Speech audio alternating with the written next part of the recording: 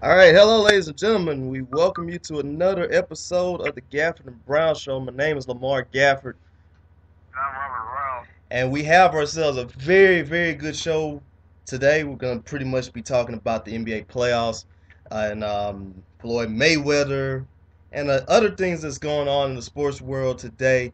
But let's start things off with the NBA playoffs. And right now, we finally got ourselves our 8 teams in the playoffs. So or down to our final 8 and everything. We have our semifinal matchups right now with the Grizzlies, Thunder, the Pacers and Knicks, the Bulls and Heat, and the Spurs and the Warriors in this one. First of all, let's go ahead and talk about the one of the matchups that happened yesterday, and that was the Thunders and Grizzlies game. Very good game between both of the teams. The Grizzlies looked like they were going to take away with the lead, but the Thunder came back and fought very hard in that one. What are your thoughts about that game, Rob, and everything about that? Well, OKC really stole one. Like you said, Memphis looked like they were going to take the game away. Take the momentum, but him and Durant led their charge, and they go ahead basket. I think with several seconds left, they really clinched the game for them, and they're really strong for the series. Winning the first game at home, and Durant once again showing that he's capable of being number one. The whole game. Not the first time where Russell Westbrook there. So it was good to watch it on those terms, and it's going to be an exciting series. A lot of people see it going seven. That might be the way he goes. You never know. Definitely, can't count Memphis out, especially next game. As far as what the rest thing is up, and if they get in that situation again. But it's an exciting game overall, and perfect tone, I think. It was going to be a long series. Well, what do you think, Lamar? Pretty much the same thing here too, because I can't see this series going no less than 6 or 7. Both of these teams, it's going to be a very good matchup. And again, I mean that's even if the Thunder had Westbrook available, and if not. Um, I have in this one. I think that the Grizzlies are going to win this series in 7 games, and I still probably going to hold on to that fact because um, what they need to do is if they could just get one of these games in Oklahoma City, I think they would be straight. The game last night, or the game yesterday, it would have been a perfect game for them to get. I mean, they were pretty much in the lead, but you see how Kevin Durant he came through, wheeled the team, doing what he normally does, and always coming through in the clutch and everything, and then also hitting that big shot to win to basically over take the lead and overall win the game and stuff. So he's gonna have to continue to do that. He had a stat line of 35 and 15 and 6.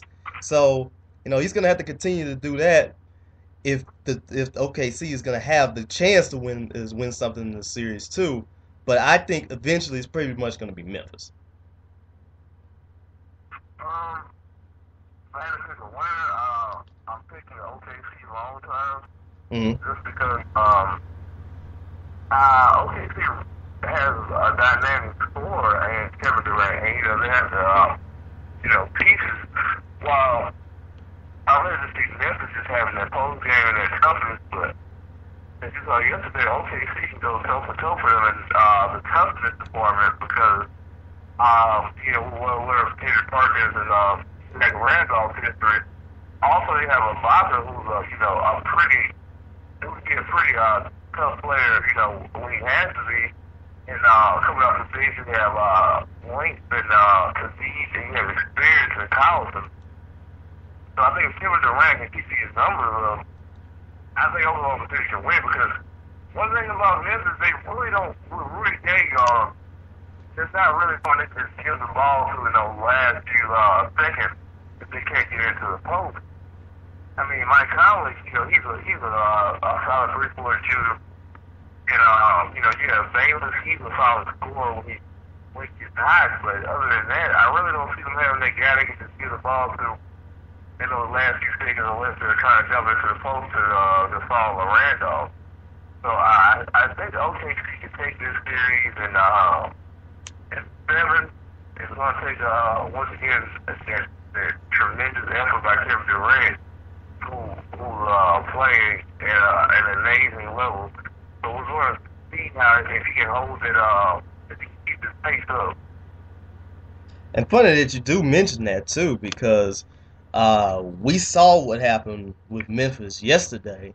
That it seemed like late in the game they had a little bit of trouble finding out, like, okay, what were they going to do? What were they going to do?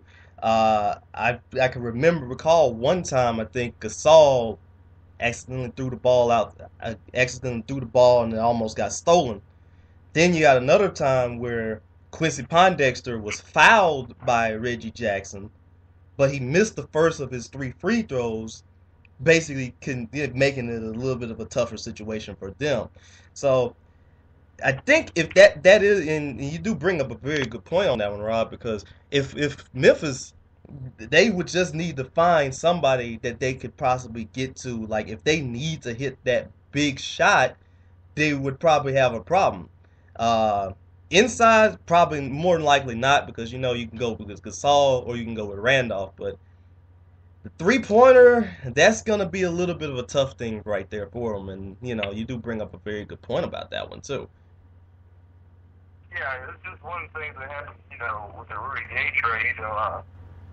I think they've gotten better defensively. I think they will become more of a post-dominant team with the ball and Zach Randolph. But I just think they missed this guy that can stretch the perimeter and they can use the ball to within those final seconds.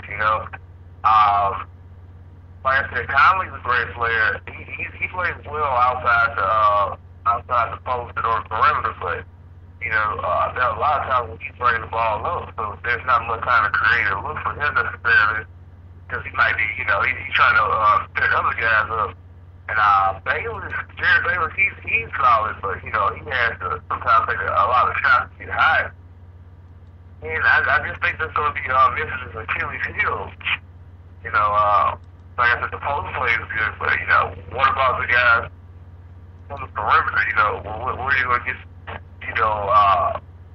other points from instead of the paint? But I just don't see how they can keep that going long term in this series.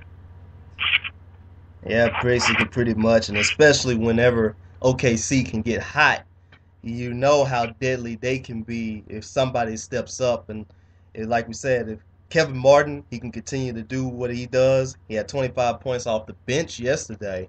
If he can continue to do what he does, pretty much OKC would be very tough to stop.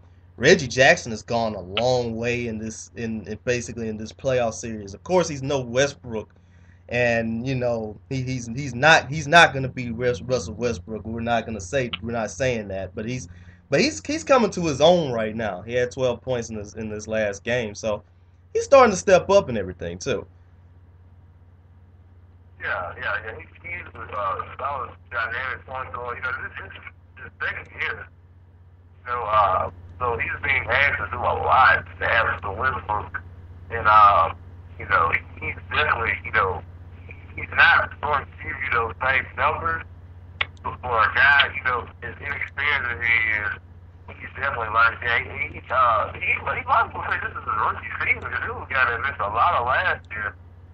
Due to an injury, so he's definitely learning as he goes. I think he's doing a fine job.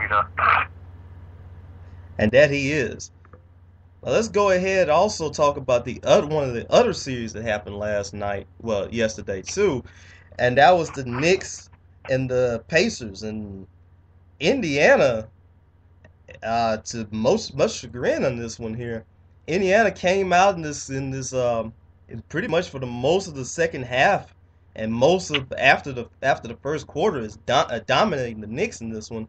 Uh, Indiana won 102-95 here. What are your thoughts about this series? And do you have any idea? Well, do you have a prediction of who's going to win and how many games?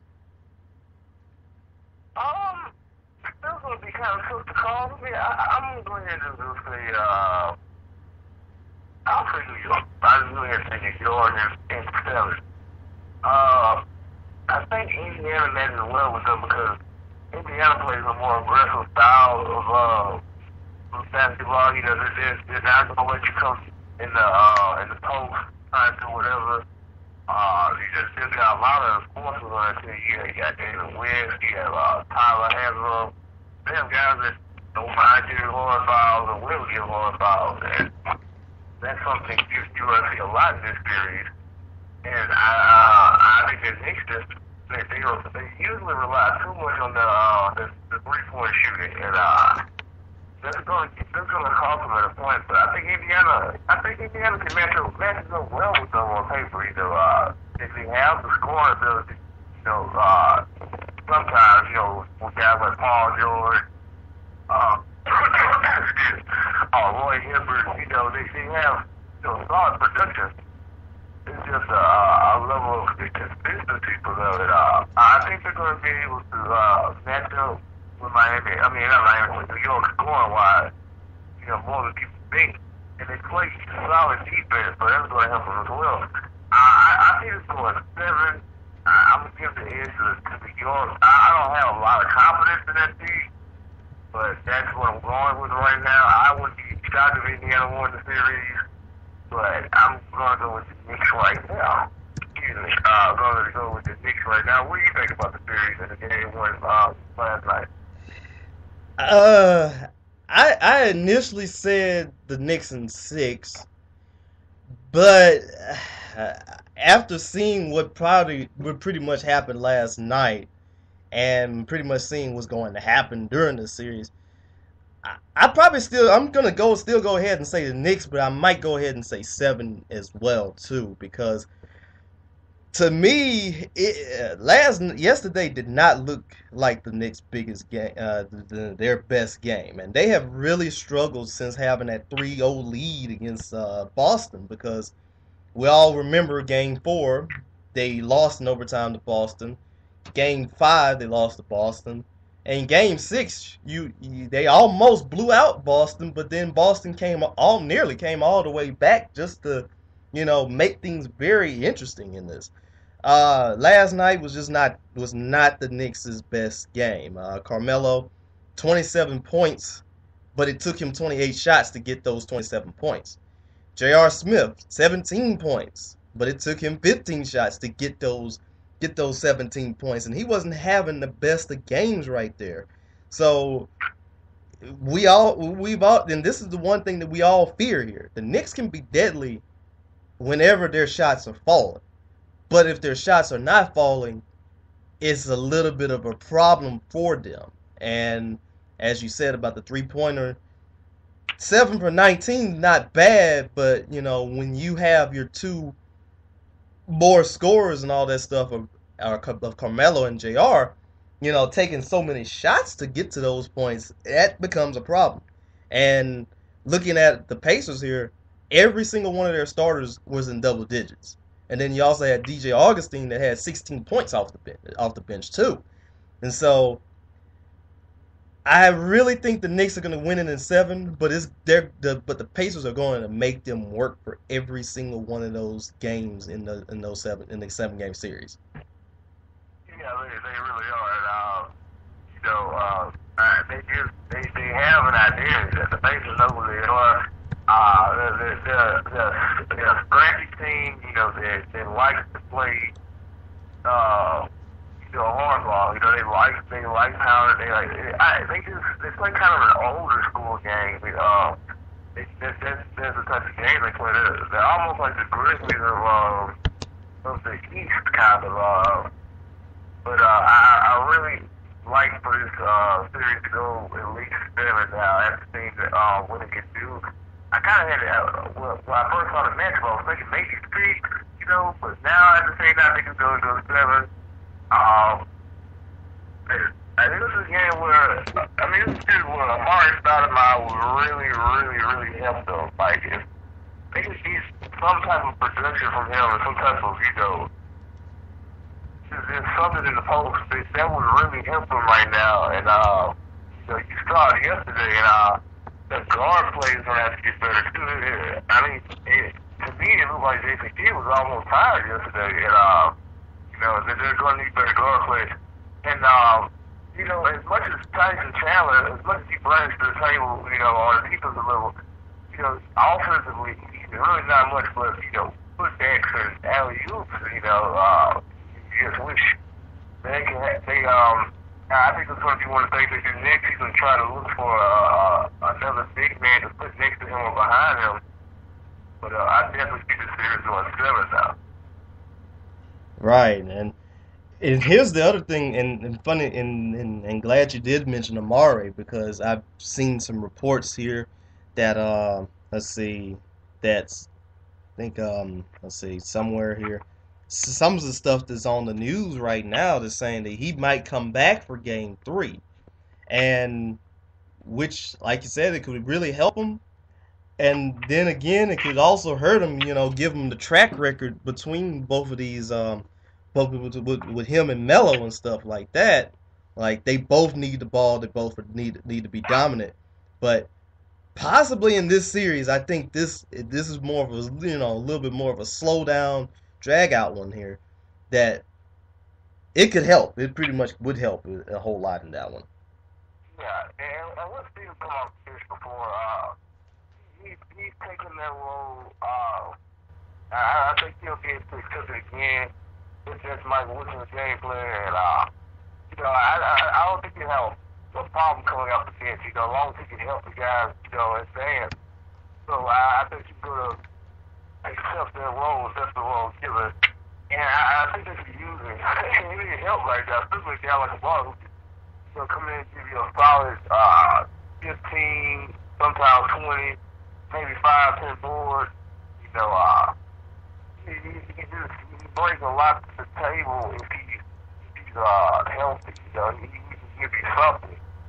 And I think they need him in the post to help, match up with Hibbert and West, and they need that guy that can be the enforcer as well, because, Hanslow started yesterday, he's got that old school vibe to him, he's got that Lambert feel to him, he's coming in games, chin-checking guys, sitting hard pitch. That's his game. Oh, definitely. And like I said, everything about this Pacers team screams tough to them. And you know what David West can bring, because this guy's a legit tough guy. He's not one of those fake tough guys that you see in the NBA now, the days where they go just they might want to fight, and the next thing you know, no.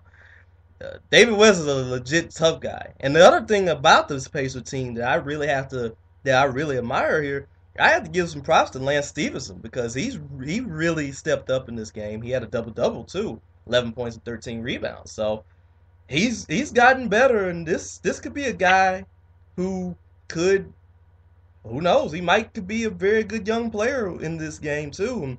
And you got Paul George, of course, too. And Paul George has really been playing very well too. Yeah, Paul George, a guy who's having, a tremendous year, all-star season, his best season statistically. He's showing that he's going to be the future of the Pacers and one of the long-term guys. And he's going to match. I'm really anxious to see how him and Melo are going to have, what kind of scoring duels they're going to have, and how they're going to match up, together. Because that's another thing. Melo is taking a rap for a lot of his career. He's committed to defense and play defense as well as he's capable of. So I would like to see him, hold Paul George, majority of the time, that's what made LeBron, such a great player, it made him, transcend Melo, was like his ability to play, defense the whole game on a consistent basis. And, his leadership ability. And, those things we've always questioned about Carmelo. So I think it's time he steps up and brings it because he gets into the Eastern Conference Finals, allow that pressure eases up off of his, current career, long-term career. This is a guy, a lot of people say is overrated because he hasn't won anything. He doesn't have the list of accomplishments that his peers have, like Chris Bosh or, LeBron James, D. Wade.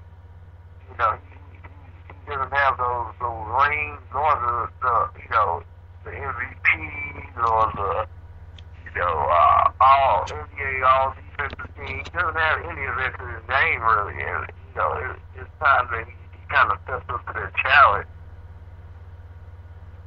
Yeah, that's true. Because it's pretty much that pressure is on him. That pressure is now on him and stuff too. Because, well, now of course you have LeBron not being under the scrutiny here now, so because obviously now with the ring, now it's pretty much up to Melo, and he's pretty much that next guy, and you have a lot of people that question him being a superstar, have questioned him in the past of being a superstar and stuff, and I still think he is, but he really has to step up now. And the thing is, he did the first part, getting to the second round for just only the second time in his career, but getting there, that's one thing, but you gotta make deep runs now, and you also gotta win titles, and that's another thing too for that.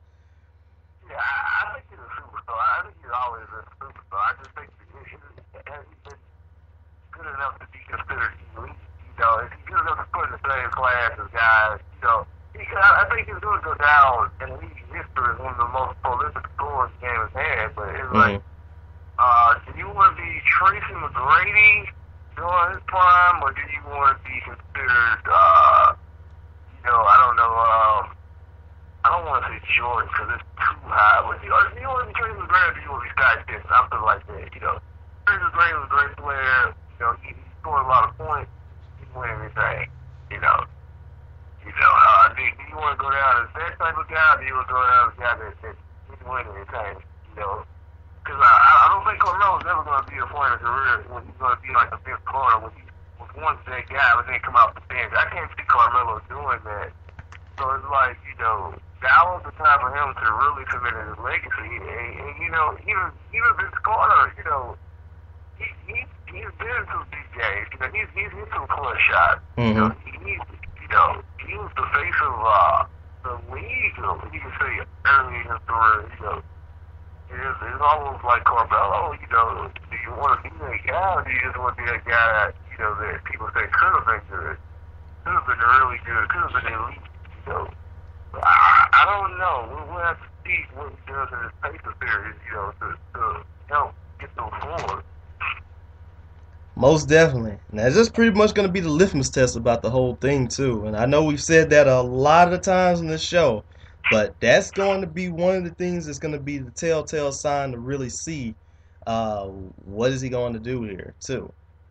So, let's see. We're going to talk about the other two series as well, too. And we got a pair of games tonight in game ones tonight here. Miami's going to go ahead and pace against the Bulls tonight about 6 o'clock our time in Central, 7 o'clock Eastern. We'll get a chance to see once again LeBron James face against Joakim Noah and then, everybody else that the Bulls have in this one. How many games are you actually going to give the Bulls in this series? Because I think we both can agree here that Miami's going to win. But how many games do you think the Bulls are going to win in this series?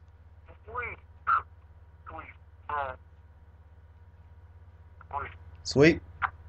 I don't think Scotty wins that. Not with the roster being as depleted. You got Nate Robinson who's recovering from the flu-like symptoms. You got Blue James who was getting a spinal tap. Noah's playing injured. A couple other guys who are okay when they're healthy, but I just don't see those. Kirk Howard thing, though. I think Miami sweeps them. Yeah, I'm pretty much might be tempted to go ahead and pretty much will say the same thing. I'm probably gonna go ahead and give the Bulls the benefit of the doubt. I might go ahead and say the Bulls are probably gonna take one game, and that's really being generous of this whole thing. But I cannot see, of course, any more than that. No, of course not, because yeah, we know the Heat are pretty much they're a step above everybody else right now, and the Bulls. I mean, their lineup is just not the best. Their lineup is not the best right now, and they don't have that many people. Like you said, Dang is hurt. Rose is not. Rose is, of course, Rose is still not playing. Joakim Noah still has that plantar fasciitis. Nate Robinson, he was sick in Game 6, and we can remember him throwing up in that game. It's just I pretty much would be tempted to really go ahead and say sweep, but I'll go ahead and say 5 games. I'll say 5. I just see some silly game with that team right now. I mean, there's a zombie Bulls right now. They're the Walking Dead, literally. Like, I just can't see them doing again because it's last year. I'm not even thinking we ever even see playing full strength, I just don't know. I That's true.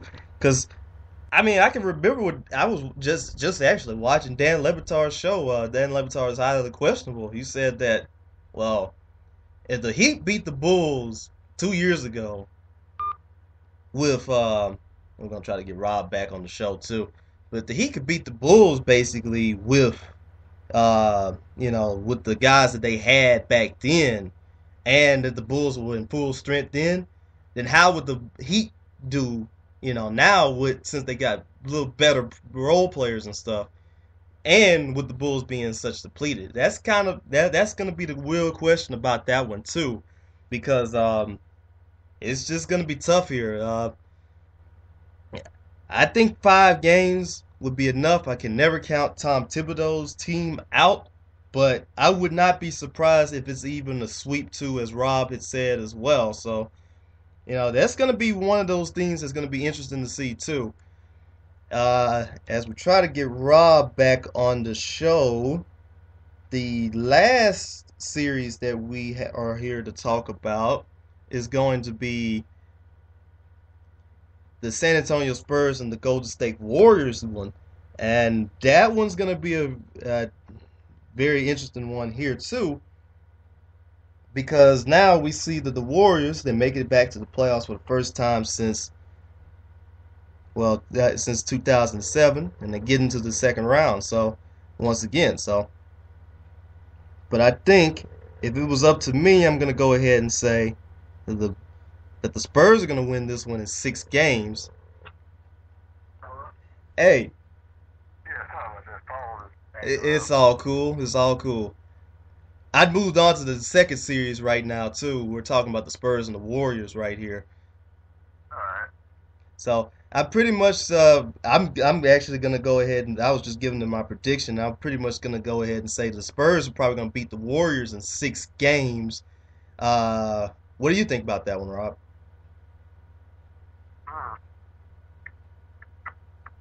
I'm going to go with upset.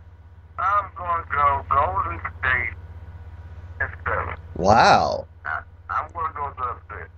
I think they match up well. I think they match up better than what people think. I think with Porter being banged up a little bit, I think that's going to help the Golden State favor. I think I like the Golden State defense. They are a scrappy bunch, and we've seen them play over the regular season. And the Spurs, they could have lost their Oracle this year. I remember the game when Golden State was wearing like a little soccer looking jersey. I think Golden State can take it, man. I think Golden State can pull it off. I think they can pull it off. I think that crowd, all those dynamics. I think if they just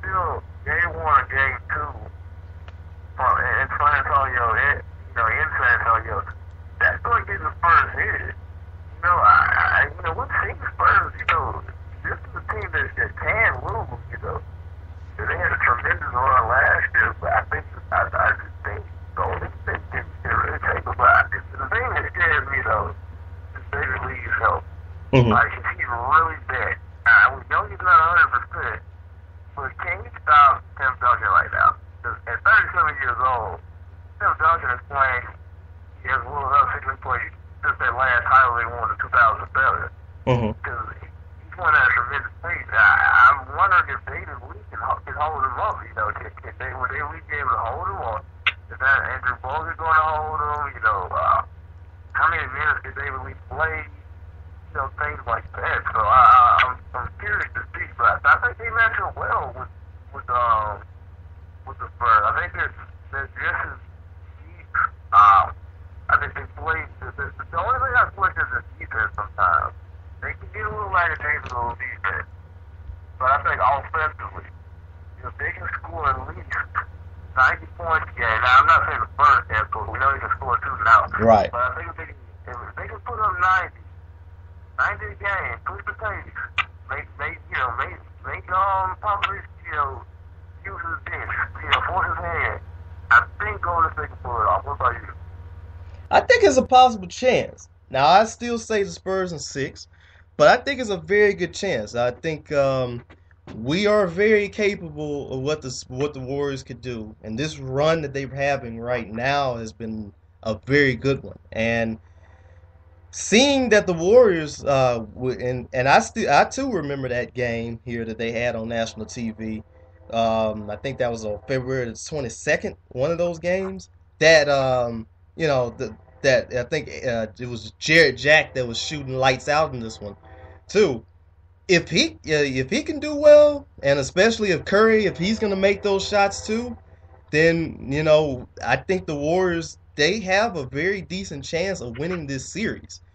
The only thing Right. that pretty much scares me is a little bit is the Warriors. How would they be able to do in San Antonio? Because they have not won in San Antonio, I think, since Duncan came into the league, and that might have a little bit of a psychological effect here, and they're gonna have to win one of those games in San Antonio if they have a chance of winning the series.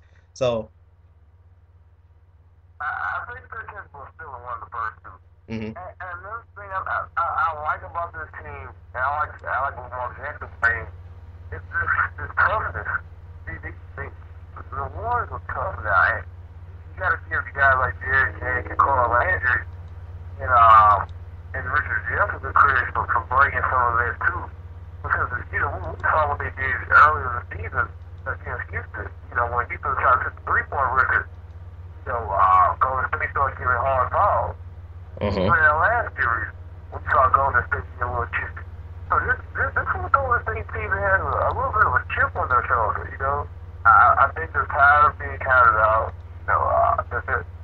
Steph Curry not being an all-star, I think it's something that not only he took offense to, but the whole team took offense to. And I think it's something that's been helping to fuel them this year. Because they've been the brand underdogs all season. mm-hmm. And, going through all those losing seasons, this is a team of guys who really haven't won much. You got guys like Andrew Bogut, he's never won anything, in the pros. David Lee, a guy who's putting up constant stat-wise since his career, he's never won anything. Jerry Jack, Carl Landry, just the guys that are great players, but, youth or just careers in bad places have really, not helped them. So I think that them coming together, behind Mark Jackson, I think it's helping them. I think we're going to see Pop get a little tested. I think he's going to be creative with what he brings to the table against the Golden State team. I'm not going to say he's scared, but I want to be shocked if he takes this team seriously, more than people think. Yeah, true that too. So, yeah, he's really gonna. I got a good feeling he's really gonna have to take this team very seriously too, because, like we said, this isn't the Warriors team of old. I mean, of course, we know that they can score. Of course, they still play a fun style of basketball, and they still have they're still pretty offensive whenever they can be and stuff. But like you said, they're a little bit better defensively that I can remember in certain years too. And it's just starts off with that head with the head coach of Mark Jackson. So yeah, so pretty much we're gonna go ahead and take ourselves a 30-second break right now.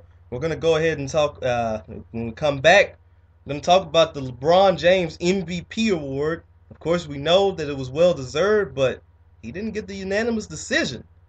We're gonna talk a little bit about that later. We'll be right back in 30 seconds. All right, we're right back with the Gafford and Brown Show, and right now we're gonna talk a little bit about the awards and stuff, like awards too. Um, of course, we all may know it was pretty much a foregone conclusion during the season here. LeBron James wins his fourth MVP award in 5 years. He basically won it by a landslide, and he also won. He also got 120 first place votes. The problem was he did not get it unanimously, and the one first place vote goes to Carmelo Anthony. And everybody yesterday was trying to figure out who's the guy that voted for Melo. Who's the guy that voted for Melo? So now we know who the guy was that voted for Melo. His name is Gary Washburn, and he is a writer for the Boston Globe. And I think he gave his thoughts about why did he vote for Melo. And if I could pull him up real quick, I will. But what did you think? Of course, what did you think about this? This is what Scott said. He's a Boston writer. The Celtics hate to, he doesn't hate LeBron. I think his hatred for LeBron is higher than his hatred for Melo. So, of course, he's going to throw a little salt on it. Melo was had a solid year. Early in the year, he was people's favorite for MVP. I heard a lot of people saying, Melo's having the MVP year. He's still rolling. They look like they might be able to, handle Miami. But after the winning streak Miami went on, the field goal specific streak LeBron went on, just this consistent dominance. It seems like a hater move.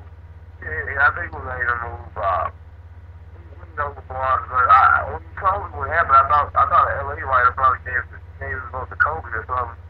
Because there was the final stretch of the year where Lakers were winning games, and Kobe was, giving assists, and number 20 and 30, people started like, he was taking the MVP and stuff like that. So I thought maybe the writers would give him a vote. And it's probably someone through a follow LeBron game. It's kind of silly. This is a guy, he was going to have 5 MVPs. You look at Derrick Rose MVPs, and that was a great season, but a whole lot of people argue LeBron could have won it as well. So, that's just how it goes. I'm pretty sure he's going to get another unanimous MVP down the road anyway.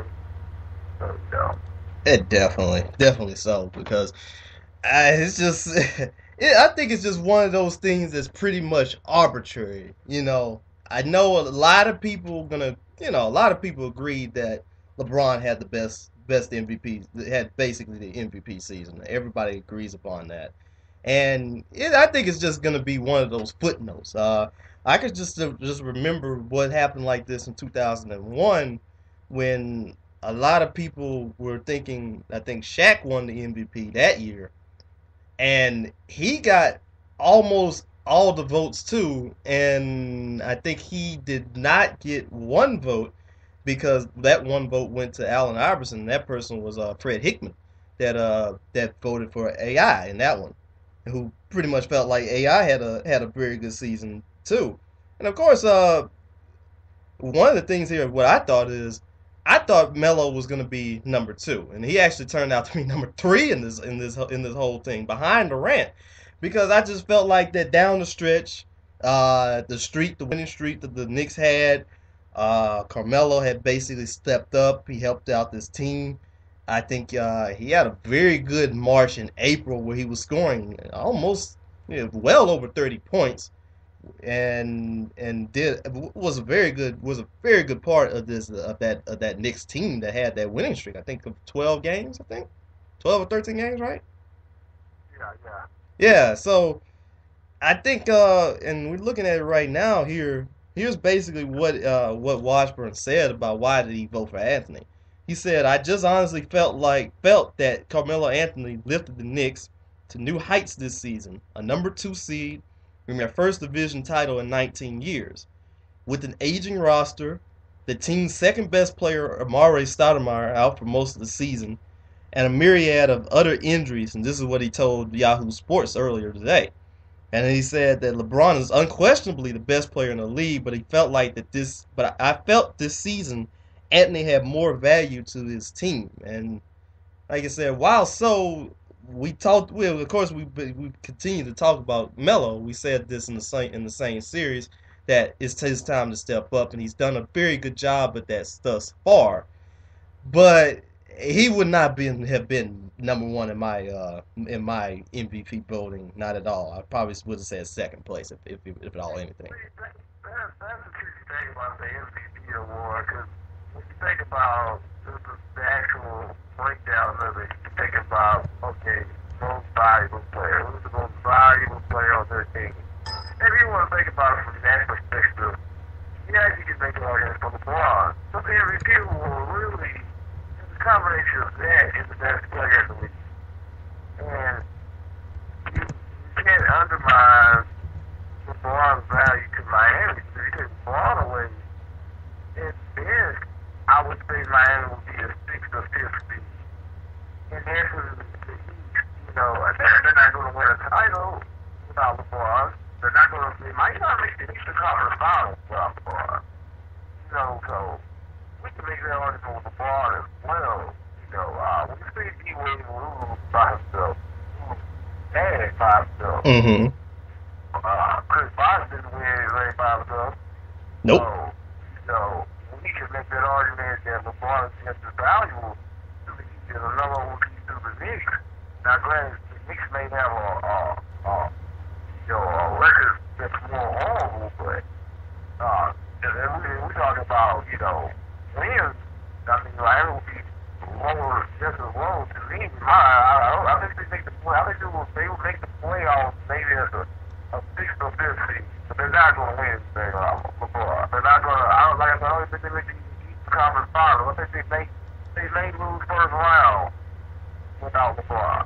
He's just that valuable to them. And I don't know. People want to make these. You should have just said I don't like LeBron. I don't like LeBron. That's it. I pick Melo. He had some legitimate reasons you could say, but I mean, when they lost the game, okay, this was when I knew it was over for Melo being MVP. He dropped 24 in the first half against LeBron. Sunday national TV game. They're up 20 plus points, and he come back to win. Then that's when I was like, yeah, LeBron's definitely going to be MVP this year, and the streak continues. Mm-hmm. If the Knicks stop the streak, maybe you can give Carmelo a legitimate argument. But after that, nah, it was over. Right. I think it's just at the end of the day, it's probably going to be one of those arbitrary. It's probably going to be one of those it's a non-issue, to be honest with you. I mean, why can't we just? I don't know. People are so outraged here and all that stuff too. But I guess so. And of course, with the NBA being so much about social media, a lot of people had this witch hunt and all that stuff about that. So now the main question about it here too. Now that LeBron got this MVP award here, how many more times do you think that he's going to win in a row? I think next year Kevin Durant's going to win it. Mm-hmm. I think Kevin Durant's going to win next year. Once again, he's number 2. He doesn't like being number 2. I think next year he's going to take that lead. I think he shows it every year that he's getting better. And, in the absence of Westbrook, I think we're going to see a new Kevin Durant comeback that even if Westbrook returns. I think he's going to take it. I think he's going to win it. I think people are ready for him to win it. Actually, he's what the NBA really likes. He's a nice guy off the court. On the court, he's not really a nice guy like you. But he's a nice all-around guy. Plays on a small market team, scores a lot of points, stays out of trouble. Young. He's ready for the race to take that next step. So I think next year, I think that's going to end LeBron's streak of taking the MVP. And Derrick Rose does that. So who knows? Who knows what Rose might do? Never know.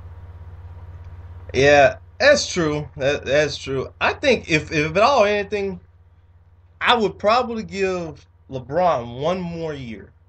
I think that he could win another MVP award. That would be 5 and 6 years.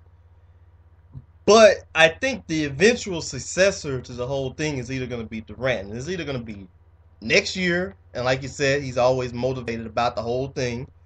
Again, second place to this. He's going to be motivated, of course. He's going to look to try to step up his game about this. Or the year after next. And because I just eventually feel like here that Kevin Durant's gonna win it one of these years, and it's gonna be very well deserved too for him to win it one of these years as well. So there you go on that one. Now let's also run down the rest of these awards too. Of course, we may have found out here the Rookie of the Year is Damian Lillard. The Defensive Player of the Year is Marc Gasol. Sixth Man is J.R. Smith. Paul George was the Most Improved Player. And we're also going to find out who's going to make it to we're still yet to find out who's pretty much going to be the Coach of the Year. Who's going to be All NBA, who's going to be All Rookie, and who's also going to be All Defensive Player of the Year. Let's go ahead and put it in our thinking caps here in this one. Who do you think is going to be the Coach of the Year on this, Rob? Mark Jackson. Yeah, same. Mark Jackson, he deserves about far. The turnaround on that team's been impressive. This is his second season, and they're in the second round of the playoffs. Mm-hmm. He's got a new attitude, a new demeanor. I think he's well deserved with the award. I think he deserved it when they. Honestly, I think he deserves it when they started the horn miles on you. Mm-hmm. That showed me that this team is buying what he's selling, and he's trying to change the culture there. I mean, granted, you can call it dirty, you can say it was uncalled for, but that to me was a turning point, not only for this season, but that franchise. And he's trying to give them a new demeanor, a new label, a new look. He's trying to get them poised to take that next step.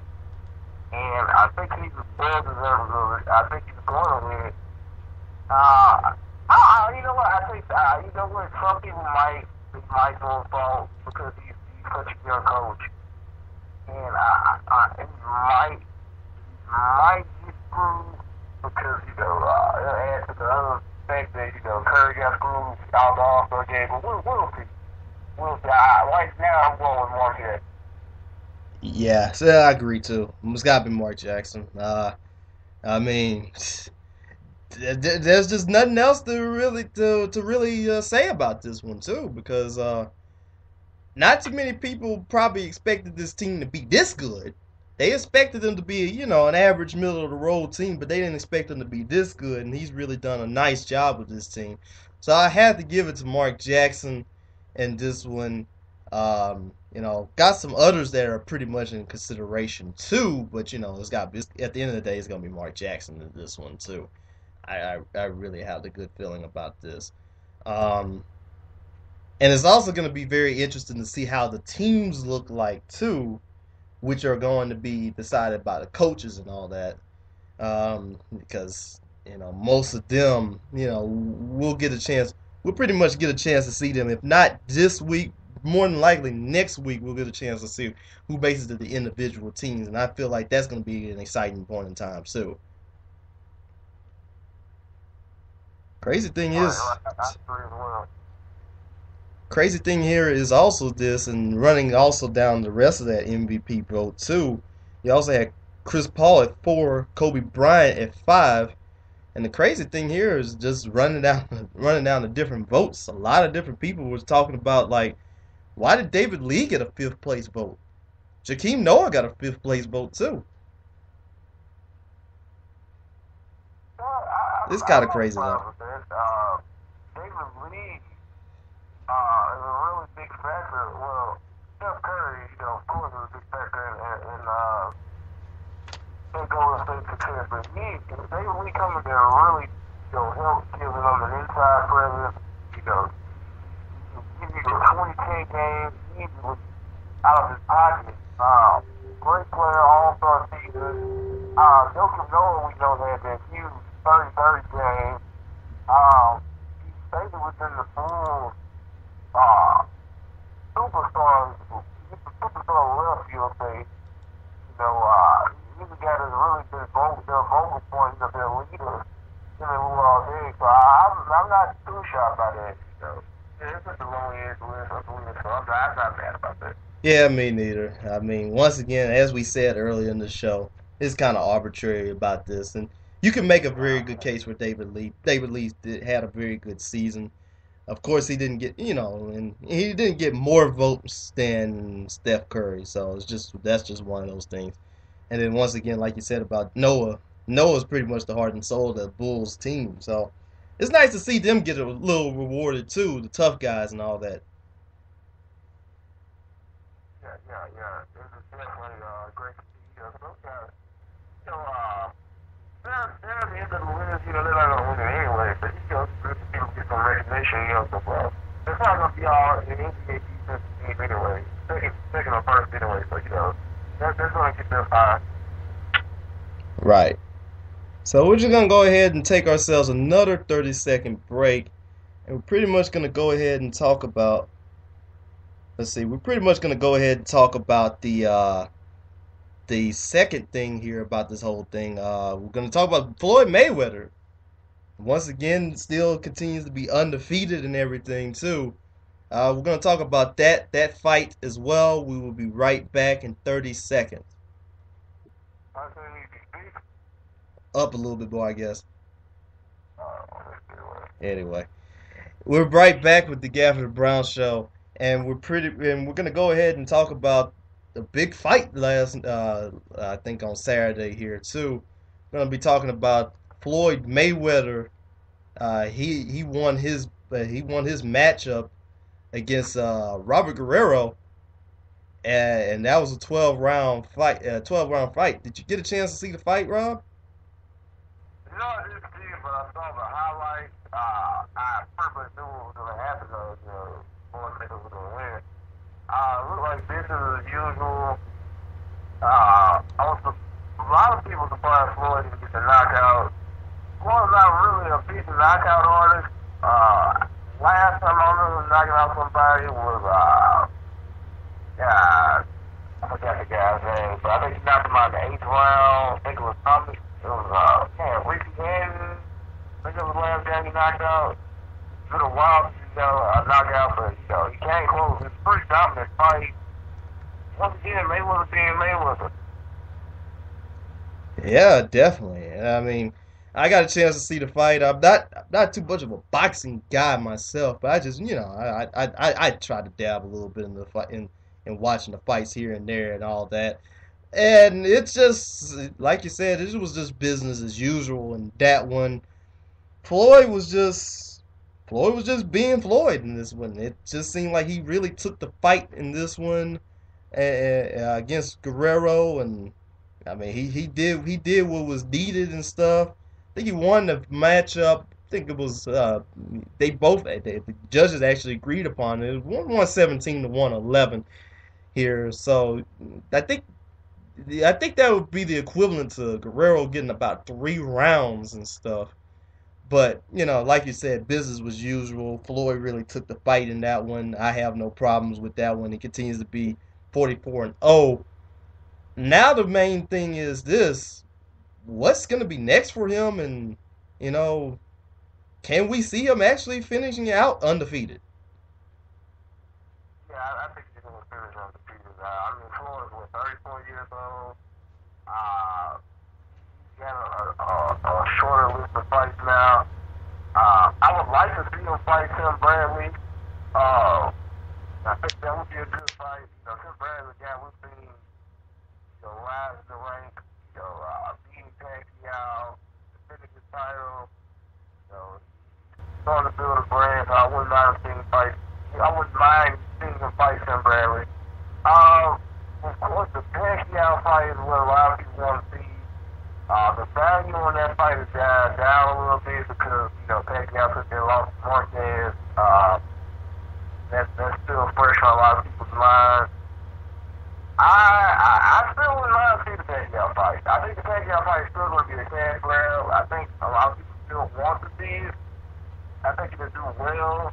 I think now it's more of a, it's more of a legitimate reason to still fight now. Why not fight Pacquiao? See, he can lose. He lost. It's not like he was undefeated anyway. He lost fights before. But, you saw him lose recently. He can be beaten. So, why not take the fight now? You really have nothing to lose. And if you do lose, you guarantee the rematch because it's going to make more money. That's just boxing, though. That's how it goes. Guys, good guys, if they want to, they just pick their own fight. So that's what happens. Yeah, and definitely. That's pretty much going to be the case here too. I still want to see that fight. I still want to see Floyd place against I still want to see Floyd fight against Pacquiao. And I remember talking about it like this was like 4 years ago. I still wanted to see this fight, and it's crazy that that it's still gonna be, it's still a very highly contested fight about that. Um, because I still want to see it happen. I just want to see what can happen. All that. Who knows what could happen in that one? I think that's the one. That's the one fighter that really Floyd needs to go against and fight against in this one. Yeah, you mentioned Tim Bradley. I still want to. I would love to see that fight too. Tim Bradley, of course, was the guy that I think that knocked out Pacquiao in his last fight. So, well, no, that wasn't. That was Marquez. My bad. That was Marquez. He won by decision against Pacquiao. Controversial decision. A lot of people who feel like Pacquiao won that fight. It didn't happen for boxers. But I agree with you that I would like to see him versus Bradley. And like you said, you still want to see the Pacquiao fight, just like a lot of other people want to see the Pacquiao fight. So, it very well could happen, maybe. Right. Now that he's lost two fights, maybe Floyd looks like, hey, I can take this guy now. Maybe that happens, who knows? I think it would make a lot of money. Well, it would make a lot of money. Definitely so. And I knew it had to be one of those fights, by the way, too. But let's kind of compare this too. And I know you're a big UFC fan as well, and we didn't talk about the UFC fight that happened between John Jones and Chael Sonnen.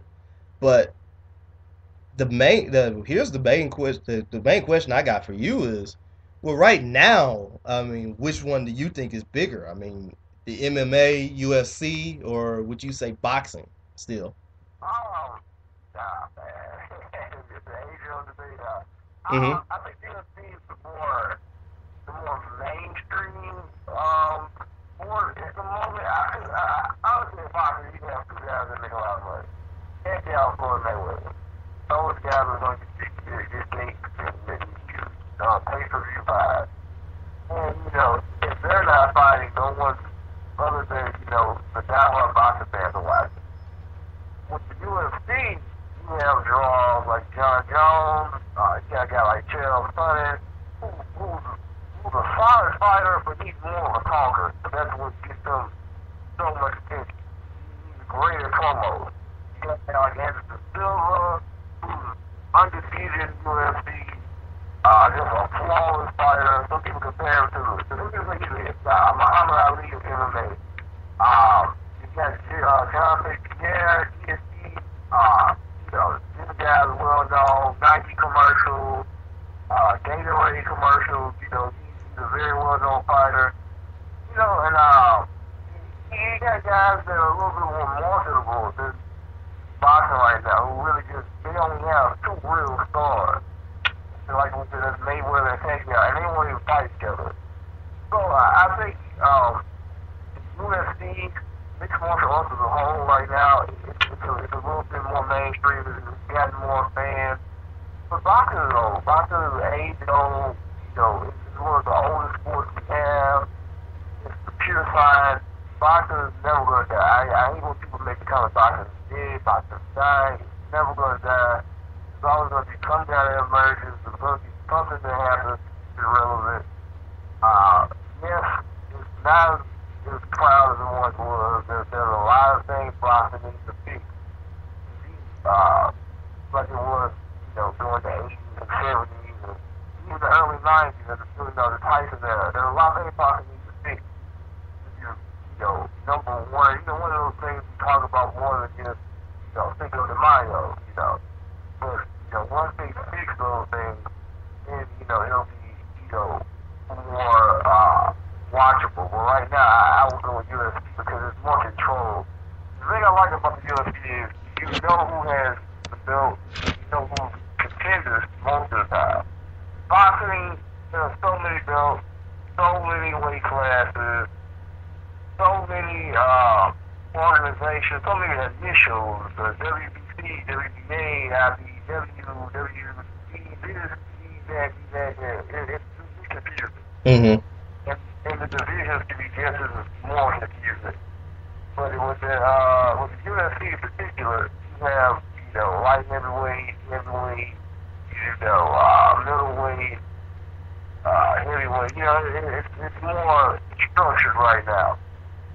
So I will go with the MMA right now, being the sexier of the two. But boxing is still making money. It's still going to make money as long as they have those two guys and another guy to eventually come replace those guys. So, that's just my opinion on it. I'm very glad I asked you about that too, because I know, you're such a big, such a big aficionado about that too, and I'm just basically one of those, casual fans here and there, blah blah blah. I'm not ashamed to admit that at all. Right. And there's nothing wrong with that. I think casual fans are great for both sports. Casual fans, they know Floyd Mayweather, so they're gonna watch his fight. Right. They may not know much about boxing, might not like boxing, but they're gonna watch a Floyd Mayweather fight, just like the UFC, John Jones. He's a very huge draw for casual fans. He's a young guy, he's athletic, he's very positive, doesn't get in much trouble. And I hate to say it, but he's black. That draws a lot of regular, casual black people to it too. He's a young black guy who does what he does very well. It's just things like that. They keep people interested in things like that. So. Exactly. And I think that's probably one of the things that's actually made me, follow him pretty much more than any other MMA fighter, because, the guy's pretty much out there. A lot of people talk about him, like you said, the black factor as well. Like you said, he in every single fight that he's been in, he's been dominant, and I think he's probably, he if not but he's one of the more, mainstream guys that's out there right now and stuff. Right. And yeah, he's right. Right. So that's one thing too, and especially with the boxing and stuff too. I mean, I still watch a few fights from now and then, especially with the Floyd Mayweather, and I think I watched the Pacquiao fight too. It's just one of those things too as well. So you know, once again, it's just I guess it's the age-old debate right there. But I do agree with you on that one too. Boxing is not dead at all because it's still gonna get its eyes and it's still gonna get its viewers no matter what. And people are still gonna go out there to see those prize fights and all that. It's just that. Yeah, yeah. Well, I remember Tony Kornheiser once said he's old enough to remember when horse racing and boxing were the number one and two sports of America. Now, that's a really long time ago, but, it's one of those things. People are going to watch the horse racing during the Kentucky Derby, and people are going to watch boxing and see six fights. That's how it is now, It's Right. not the huge draws every day that it once was, but it's still a big enough draw every once in a while, every once or twice a year. Yes, that's right. And then the crazy thing is too, it's just that now, I think the May 4th, pretty much we pretty much went back to the old times here. We had the Kentucky Derby and we also had a boxing match on at the same day, being two of the main items that were in sports that day. So it really felt like an old timey day right there too. Yeah, definitely. I'm glad you brought that up. Definitely an old time film. So that's one of those things as well. So we're gonna go ahead, take ourselves another 30-second break, and we're pretty much gonna wrap up the show right there. And talk about a few other things that's also going on in the news of sports today. We right back with the Gafford and Brown Show. Definitely. All right, now we're right back with the Gafford and Brown Show. We're basically gonna go ahead and try to wrap up the show and everything about this. And pretty much, let's look at the news of sports right now.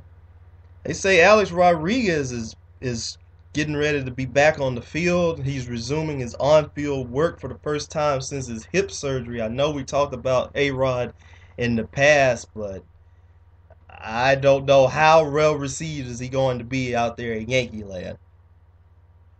Yeah, I don't think he's going to get that much of a love fest either. I don't know. That's tricky. I hope he doesn't come back too soon or risk the chance of, getting injured again. That's not going to help anyone, especially the Yankees right now, who can use all the help they can get. I just don't know. It's getting closer and closer towards that, I want to say retirement almost for A-Rod. A-Rod was 37, 38. He's been dealing with some pretty serious injuries for like the past 3 years. So we'll see how that goes. What are your thoughts about it? It's pretty much going to be the same thing here too. That I can't. I don't know if he's going to be the same player that he once was. I mean, we already seen his speed go away. We're also pretty much gonna see what's gonna happen with his power and everything too. And I don't know if it's gonna be a very good look. I know the many people that are Yankees fans, they're not right now. They're not on his side and everything.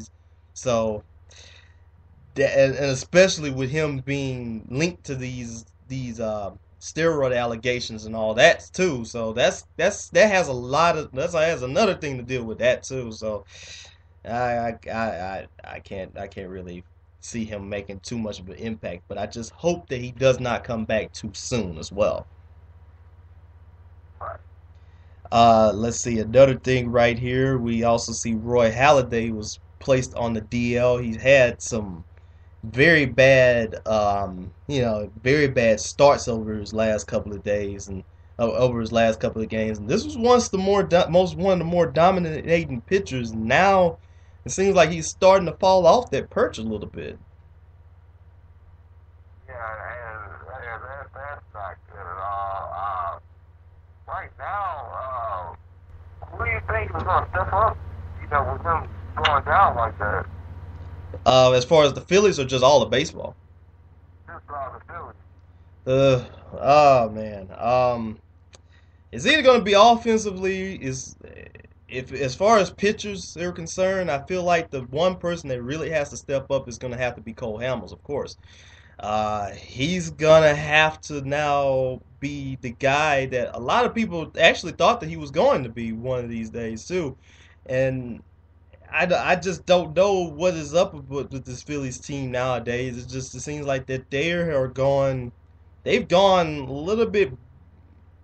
They're not the Phillies like we were used to from 2007 to 2011. So that's one of those things too. But I believe he's gonna have to be one of those guys that's gonna have to step up. They're just only 14 and 18 right now, so and just 5 games back. So if they can just somehow try to make a little bit of a run, maybe they can get right back in there. But he's gonna have to be one of those guys that's gonna have to step up. What do you think about this, Rob? Yeah, I agree with you as well. Definitely need more protection around. The thing was going to tricky to me, like you said. I ever since that, what was that? Was this the year before last? They lost first round. I'm trying to remember. I think They yeah. lost that first round. They've been on the decline. You know, this is a team that was, a lot of people thought winning multiple World Series because, they were kind of loaded, from a pitching perspective, offensively, they were a pretty loaded team. And now it's like they're not rebuilding, but they're in the middle of the pack. So, that's never good when you invest a lot of money in a team, as far as fan perspective and all. So, we'll see as the season progresses. Right. Football and baseball, we're right now, give me a team that you're impressed with so far in the early season. Right now, I got to be very impressed of how the Rangers are playing. Actually, I can go ahead and say it's either going to be the Rangers or the Red Sox or maybe even the Royals right now. I'll pretty much say the Royals because this is a team that has not made it to the playoffs since 1985, and ever since George Brett left that team, we've all just known the Royals for being bad more often than good. And now seeing themselves that they're a half a game out of first place behind the Detroit Tigers, that gives me a little bit of hope of what that team might have a little bit of a bright future for them as well. And I think another team I would pretty much say that I'm impressed with uh, is either the Red Sox or the Rangers. The Rangers are starting to come right back. They're making sure that last season's loss, also in that first round, was a little bit of a fluke, and they seem like they're coming right back without Josh Hamilton. Uh, who have been your impressive teams? I haven't agreed with Kansas City. Recently I saw them beat the Dodgers, and I was like, man, this team is looking, pretty good right now. They're like you said, they haven't been playoffs since before we were alive, so it would be really nice to see them win. I mean, the Royals have been talking about this, the days of Bo Williams, huh? Yeah, exactly. So, it would be great to see them come back irrelevant. That's the one thing I like about baseball. These past couple of years, we've seen a lot of teams, the rolling down teams, start to come back to relevancy. The Orioles, the Reds have come back, Dodgers are watchable again. Just teams that, are a part, that you remember being a part of baseball, but they're kind of fell, Right. on a obscure level. The Pirates. Come back. I remember the Colorado Rockies going to the World Series one year. That's probably, the pendulum swings in baseball. That's one thing I like about the sport. Exactly, and I gotta give you another team, the Pirates, and I know they faded. Yeah, I know they faded over the past couple of years, but the Pirates, they're one of those teams that's still trying to come back as well. With their teams and all this stuff, they just have to hope that they don't have one of those late season collapses like they in the past. I'll say if for every surprising team though, there's always going to be our share of disappointing teams, and you have a disappointing team in that one. Oh, the Yankees. The Yankees right now, man. You wonder when they're going to get the thing together. I'm worried about is it safe right now? You know, is he going to make it to another season? What are the plans on rebuilding? Because as much as the Yankees hate that word, that's what they're going to have to do. I mean, A-Rod's out for an extended amount of time. He's due back soon. Years, you know, saying he's going to be back soon. PC Sabathia, he's not bringing the heat like he was earlier during his Yankee run. Rivera's retiring. It's just time to start over almost. What about you? I think a lot of people were thinking about the Blue Jays being much better than what they were, and they thought they were going to compete in the American League East, and yet they're 9.5 games out.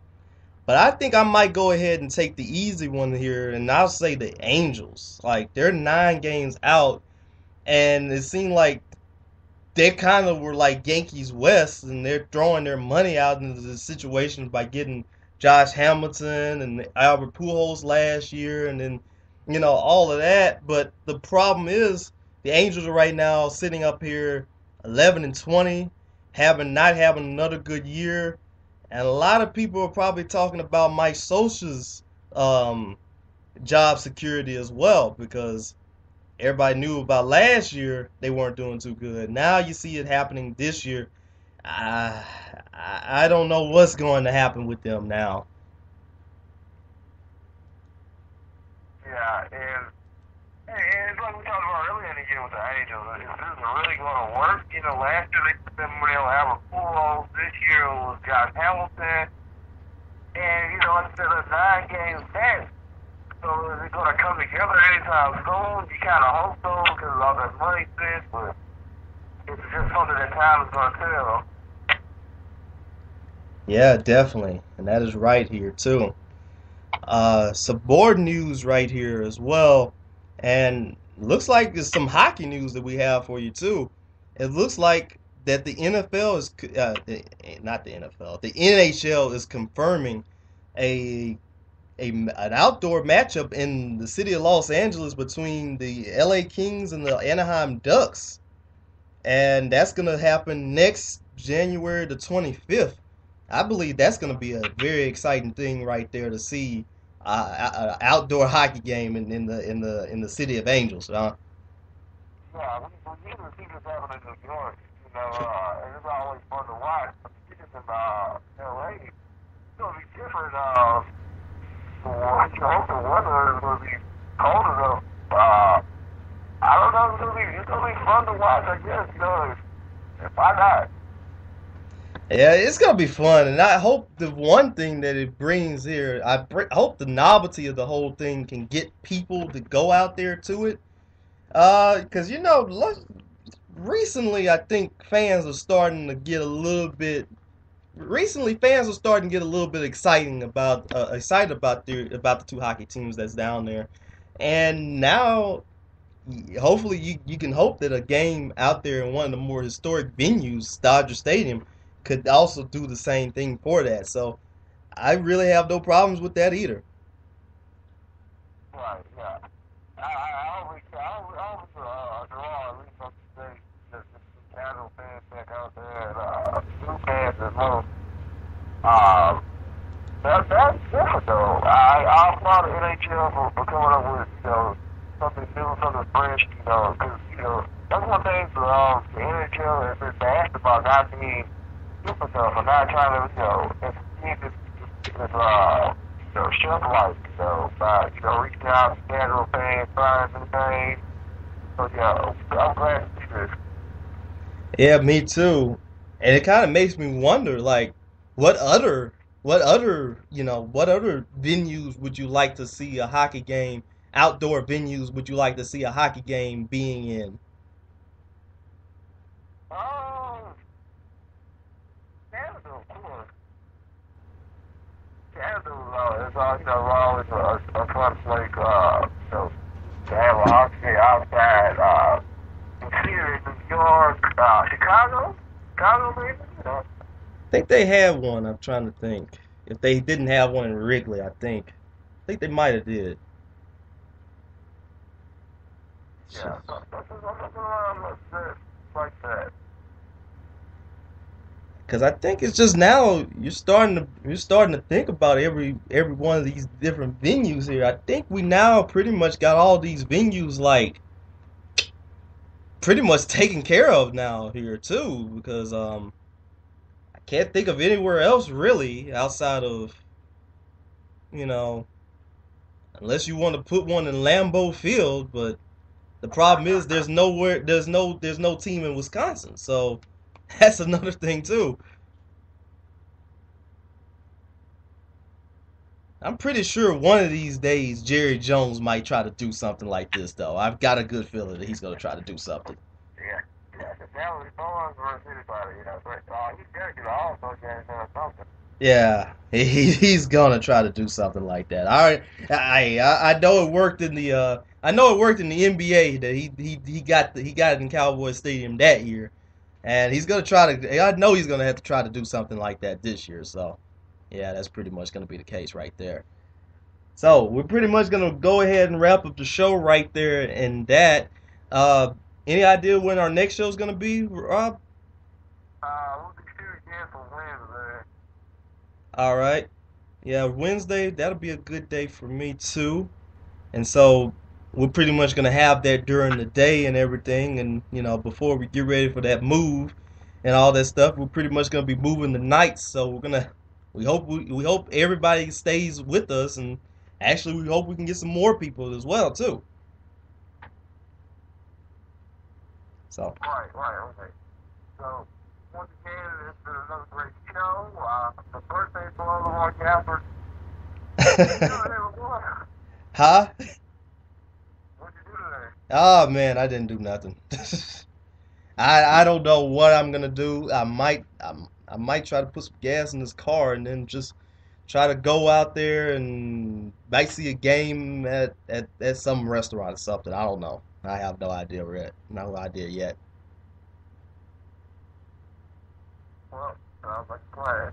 We shall see though what's gonna happen. Hopefully something shakes up. So pretty much, this is Lamar Gafford, This is Robert Brown. and we're saying thank you for watching another show, the Gafford and Brown Show, and we'll be right back on Wednesday.